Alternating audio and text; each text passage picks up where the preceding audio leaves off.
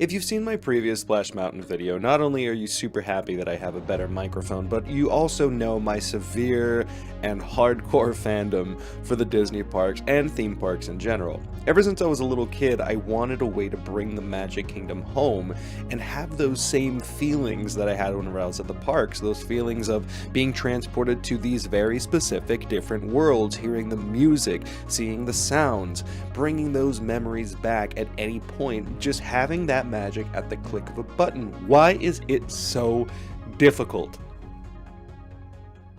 Disney Parks games have been extremely interesting. Let me take you back. Young Niall was obsessed with Google Images, and as mentioned in the previous video, at least once, I was a big fan of Splash Mountain. The first time I saw a ride-through video was on Google Videos, and it blew my mind.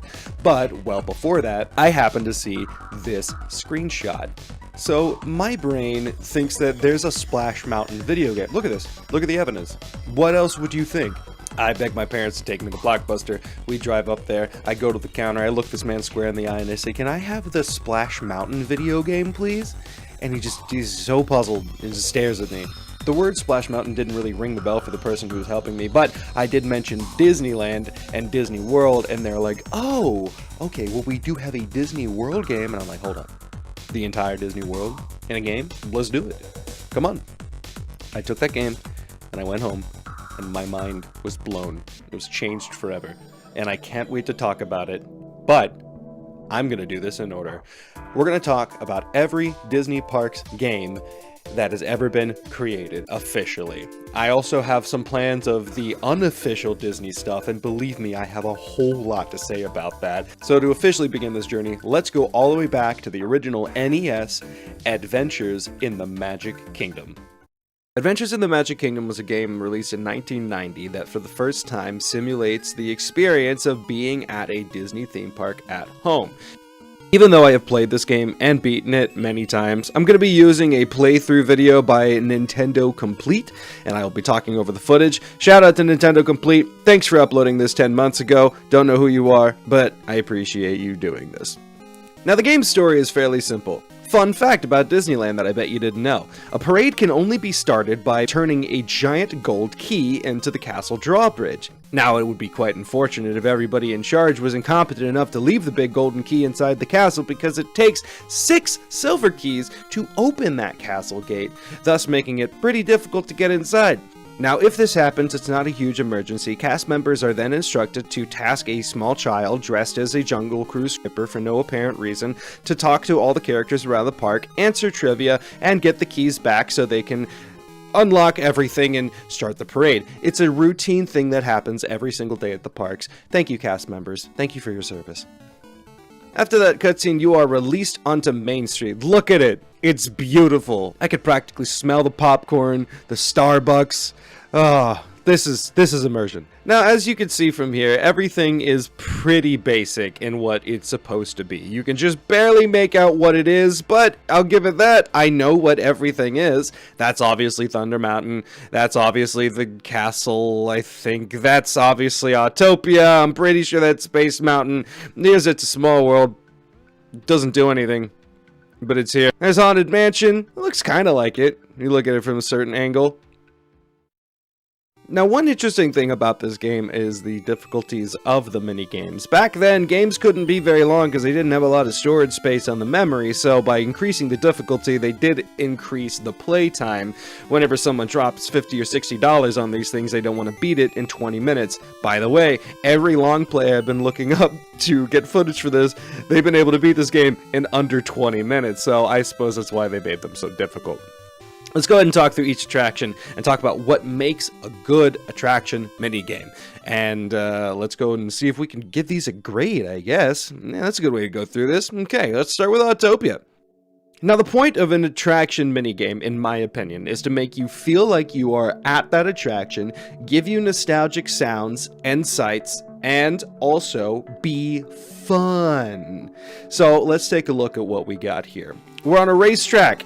This is most likely simulated after the Walt Disney World Autopia, because Autopia in Disneyland is less of a racing experience It's mostly geared towards having a relaxing drive through the future where anybody of all ages, regardless of a license, can get behind the wheel without massive consequences. Here, it seems that everything has gone wrong. Walt Disney World and or Disneyland seem to have gone through some sort of apocalyptic volcano disaster where a lot of the water and track has been replaced by lava and or blood. I'm going to choose to believe that it's lava, at least I hope so. The ride seems to be under construction, but nobody really seems to care. Traffic cones don't seem to keep anybody out, and the placement of water that's never been there before, and also retracting bridges that only exist to make you upset. It's a dangerous day, indeed, to be riding Autopia. None of the stuff is really there.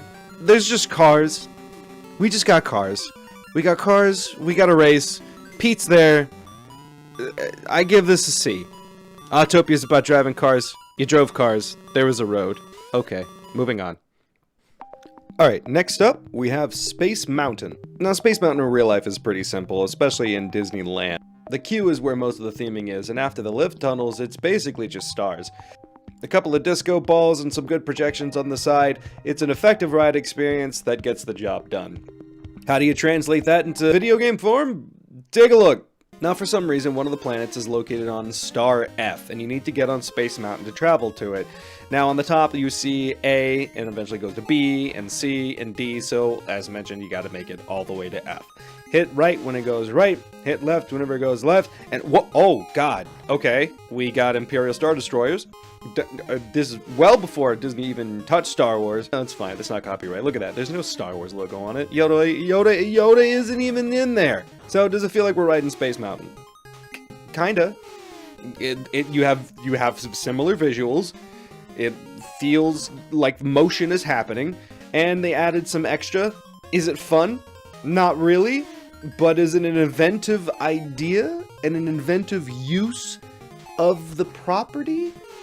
For a small-spaced NES game, I'm gonna give this a B. I'll give this a B. It's not too confusing. It gets the job done. Alright, you can go up there, Space Mountain. You have a good time. Sit right there. Have fun. Alright, now we're getting into the good stuff. One of my favorites, Haunted Mansion.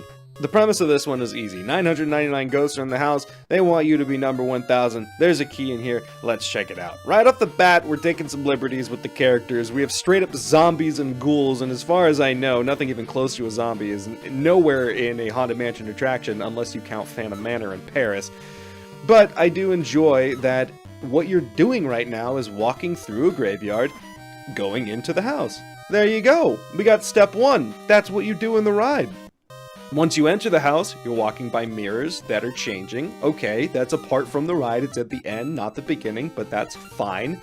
We're collecting candles. That's our weapon for this game, and that's cool because haunted house, dimly lit, you got candles. Look at this! We got the Let Me Out of Here coffin. There's 2. I don't know why they multiply, but that's okay. Look, this is what I'm talking about. We have stuff from the right. Oh my god, hold the phone for a moment. Are those the ballroom ghosts? Those the ballroom ghosts. They're dancing. We're in the ballroom. There's the fireplace. We got the organ. This is who did this? Who did this one? Who did this one? Jerry, was it you? Betty? Oh my god, you guys love me too much. Now, the platforming does get more and more increasingly difficult as it goes on. This library segment, I swear, took me so many times. Unfortunately, I am a nerd and I've done this so many times that I can do it with my eyes closed now, but I am happy that the segment is done. Oh, and that's your reward? Look at your reward! You get up, and then boom! The singing busts are here to sing you a song! What a wonderful, wonderful attraction. A+. A+. That gets up there. That made me feel like I just rode the Haunted Mansion. If I was playing this in 1990, I would feel like I just went to Disneyland, rode the Haunted Mansion. 10 out of 10. Fantastic. What's next? Alright, Thunder Mountain. So, Big Thunder Mountain, we got a silver key at the 4th station. So, how are we going to get to the 4th station? Well, take a look. So, Big Thunder involves you going down the mountain at the speed of sound with about 2.5 seconds to make any turn decisions.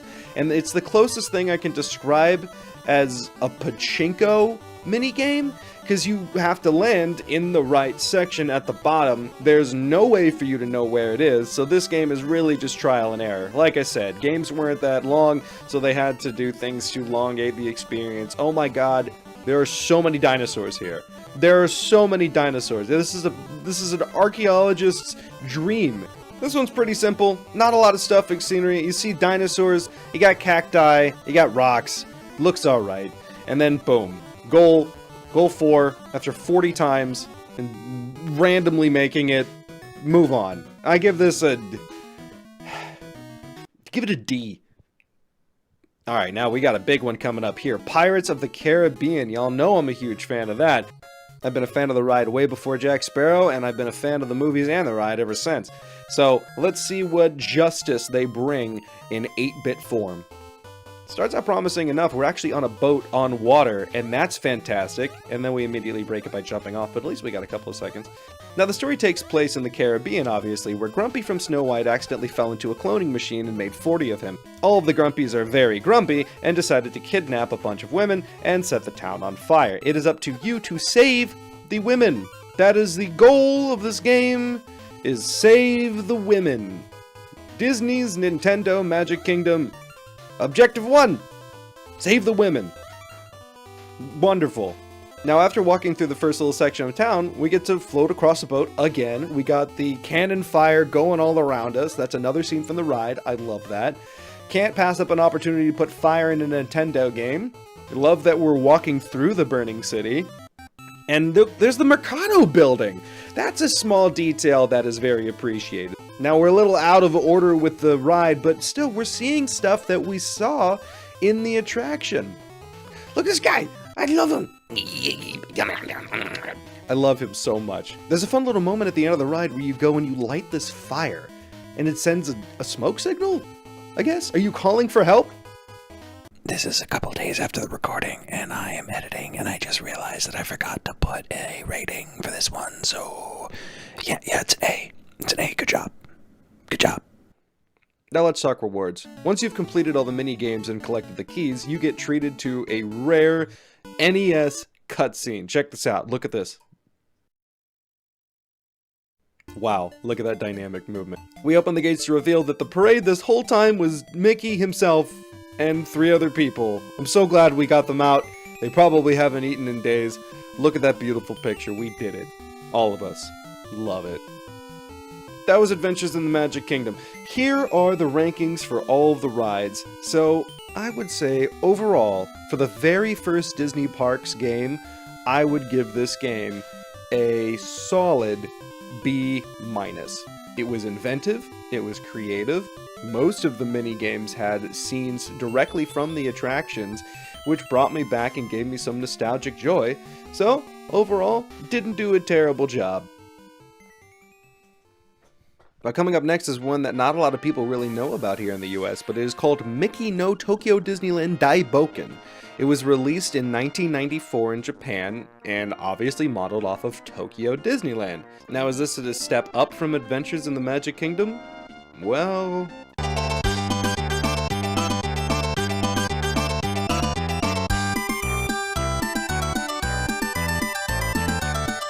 Shout out to World of Long Plays for providing the footage for this one. I greatly appreciate you. I'll go check out the channel. They uploaded this 2 years ago, and it really helps for me not have to beat this one again because, my god, it was difficult. I did it once, and I don't want to do it again. It starts with a similar plot, I can imagine, but for obvious reasons, I can't really tell you exactly what they're saying. But hey, if anybody in the comments wants to translate what these slides are one by one, please, go ahead and do that. That'd be pretty fantastic. So, whereas Adventures in the Magic Kingdom is kind of a choose-your-own adventure, this is very streamlined. It shows you exactly which one you're going to do, and it is in an order that you cannot skip. Look at beautiful Tokyo Disneyland. We're going to start over here in Pirates of the Caribbean. That's level 1. Tokyo Disneyland's Pirates of the Caribbean is basically a copy of California's Pirates of the Caribbean. So if you've ridden the one in California, you pretty much know the one in Tokyo, so you can use that as a frame of reference for the parts that they're putting up here. If you've only ridden the one in Walt Disney World, then you'll recognize at least half of this stuff. We start out in the caverns, and I really love that we get a good look at the Wicked Wench in the background. You can even tell that it's a little detailed with the stuff on the side. It's red, it has the same structure. God, I love that. Just little things like that go such a long way. We're in the caverns for a very long time, and while you're looking at the gameplay, you're probably confused as to how it works. Balloons are the name of the game here, I guess because at Disneyland you can buy balloons. It's a clever idea, probably was more clever on paper than in execution. But you have a couple of things you can do with the balloons. You can use them to levitate yourself, and you can also use them to bounce and shoot yourself across the screen, which does not help in about 90% of all situations. After the cavern, this looks a little familiar. We're walking again through a burning town, similar to Adventures in the Magic Kingdom, but our goal is not to save helpless women this time, it is to just straight up escape. There are pirates everywhere, this place is on fire, it's scary, let's get out of here. We make our way through the burning town and into the ship battle scene. I do love that we start on the fort and make our way onto the ship where we battle Pirate Pete. Pete's the main bad guy of this video game, as makes a lot of sense. He's always been Mickey's counterpart. It's a nice, familiar, and classic story. Pirates of the Caribbean ends, and I'm gonna give that an A. An A. I think it's fantastic that you start in the cavern, you see the Wicked Wench, there's a set piece with the skeleton on the pile of gold in the background, you go through the burning building again, and you actually get something unique by going on the castle walls that are firing at the Wicked Wench. That's inventive, that's creative, that is an A. Moving on. Now the next one is a difficult one to be interesting. This is Big Thunder Mountain. A great ride, but when you look at it, it's really just dirt. It's desert, it's rock, it's cacti, it's where I live. I live in Vegas, I look outside, I basically see Big Thunder Mountain, but it's not as beautiful. Now Big Thunder Mountain is gorgeous in real life, but whenever it comes to video games, it's mostly just brown. Brown, rock. The music is reminiscent of something that you would hear while waiting in the queue, and this is giving me that Frontierland feel, if I wasn't so infuriated by all of the balloon physics that I'm having to deal with right now whenever I'm playing. Now the whole time I'm playing this, I'm thinking that this looks pretty good, but what's going to push it over the edge for me is if we actually get on a train that looks like the Thunder Mountain train and go on a track. Even if it's just a part of the gameplay that you watch and don't really interact with, it just gives that yep, there he goes! Look, he's on the thing! Oh, look at him go. It feels like we're on Thunder Mountain. That's not the train. That's not the train. That's a push thing. I feel like they saved the best for last. Look at this boss fight. Again, they are using imagery from the ride, like that train, and they are using it as a set piece. This is a boss fight taking place in the front row of Big Thunder Mountain. I love it. This is good. I still want to give this about a B-. No, C. I give this a C. You see? Because this is great, but this is the energy that we needed more. And I understand, how can we do this more with just Thunder Mountain? It would have been great if we were on the train the whole time. You could have done some sort of change in the gameplay to make it feel more immersive. And for that, I give it a C. And after that level, we move on to a ride that's going to stay there for a very long time, Splash Mountain. That's actually true. It's not going away in Tokyo. So hey, if you miss it, book a trip. Now off the bat, I'm gonna be honest, not too impressed. I love that Brer Fox is a villain, because there's not really much representation of Brer Fox anywhere outside of Splash Mountain, and definitely even less nowadays, so it's kind of cool to see this guy hanging out in there. I'm assuming this is trying to reference the very detailed queue that Splash Mountain has in Tokyo Disneyland. I see some Briar Patch stuff in the background. It kind of looks like a heart. I don't know if we're in Splash Mountain or if we're at the end of Contra. We fight Brer Frog, who's boasting 2 Viking shields, which is hilarious. We trick him into bouncing on the balloon and impaling his brain onto spikes, because we're just good buddies like that.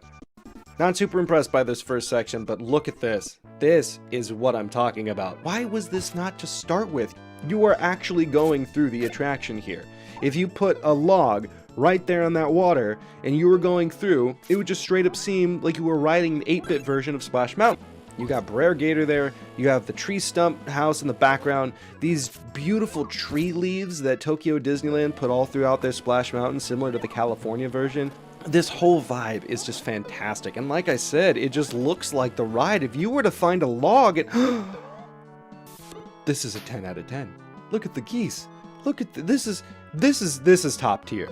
This right here is top tier mini game attraction adaptation. I love it. But that first segment knocks you down a peg. So instead of A++, I'm just gonna give you A. So after that beautiful experience, we move on to another one.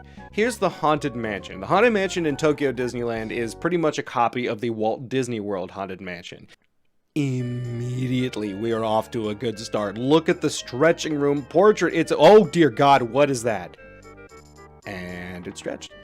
That's a clever idea. Again, that's taking a set piece from the ride and it's using it as part of the gameplay, not just like a reference, but this is the level. It's stretched. You gotta find your way back up. I really appreciate that.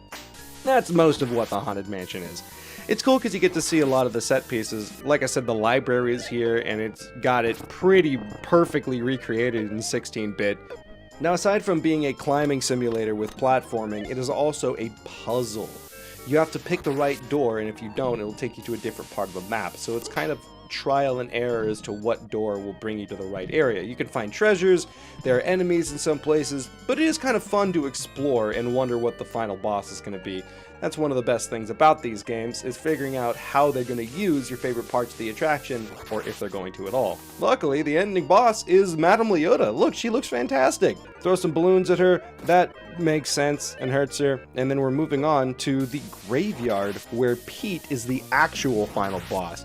He's just a ghost that flies around, he's got a nice white suit, and I'm assuming that he died while trying to sell cars in Texas.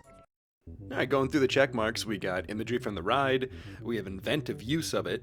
It was fun, but again, I don't love random trial and error, and this confusion bit, I think it's going to drop it from an A down to a B. We defeat Pete, move on, now we're on the second to final level. Now this one isn't terrible. In fact, in terms of story, it's pretty great. You start out going up the escalator that is no longer in California but was still in Tokyo at that time, and you enter the mountain. Once you enter the mountain, you can see parts of the queue, and you can immediately start to see why I'm scared of this level. In another effort to make this game longer than it probably should be, the confusion aspect of this is turned up. You got teleporters that take you to random places, you got buttons that open stuff, you can easily get turned around and lost, and it takes a long time to get through it. The whole thing is designed kind of like a queue, and by that I mean I'm mostly just excited for what I'm gonna see next, so the imagery gets a little boring after a while. Now, what I'm really impressed with is this next part. Yep, that is a rocket. That is a Space Mountain rocket that you have just boarded and you are now blasting off. This is pretty cool.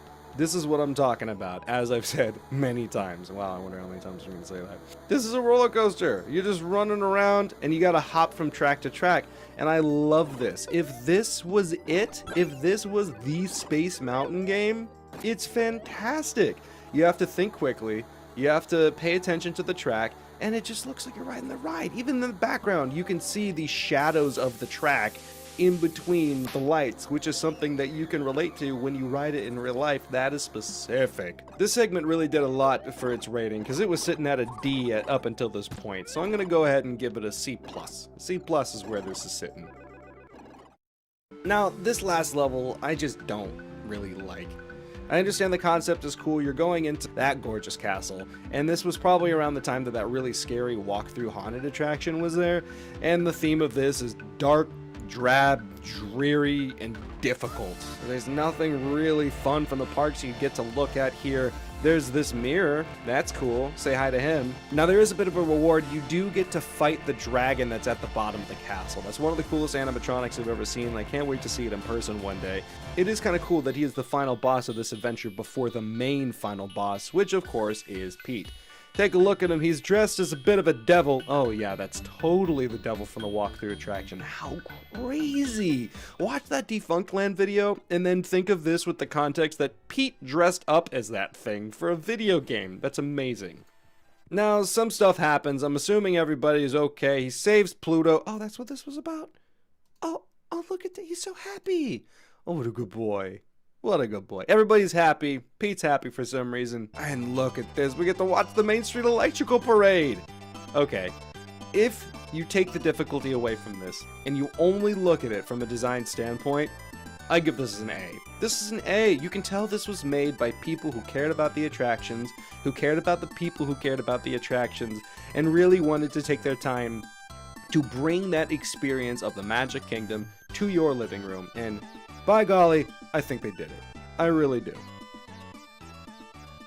Hey everybody, thank you so much for watching this. This was going to be an extremely long video, but I figured that it'd be good to cut this into multiple segments so they're easier to digest, and I can get some feedback from you guys. On the next video, I'm going to be doing a Walt Disney World Magical Racing Tour and the entirety of the Disneyland Adventures game, so it's going to be pretty big, and that will be the end of the official Disney Parks games. After that, we're going to go to the unofficial, and then for the last video, I got something pretty special planned. You're going to love it.